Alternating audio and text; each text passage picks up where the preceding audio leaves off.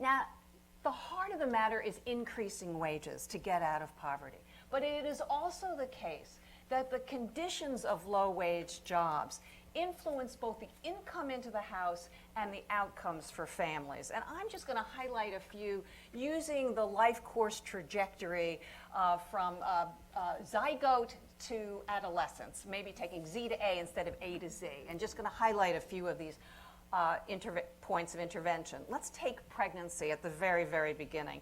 Employers, particularly low-wage employers, sometimes discriminate against pregnant workers in ways that can cause, yes, fetal stress. Now, there is a law that says you're not supposed to discriminate against pregnant workers, but what it turns out to be the case is that some employers, in fact, are not providing the kinds of accommodations that a pregnant woman needs to avoid this fetal stress.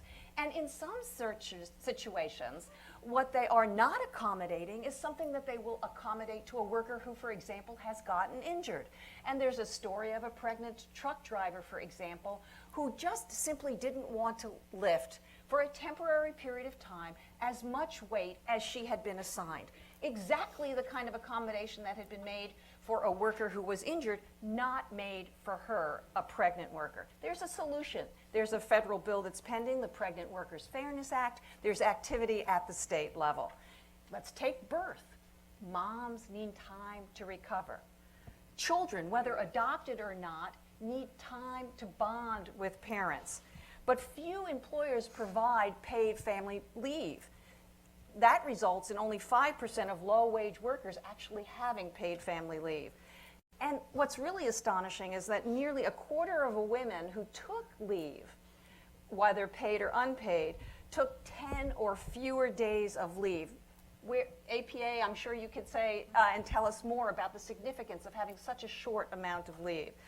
Yet family leave increases the likelihood of a woman returning to her job.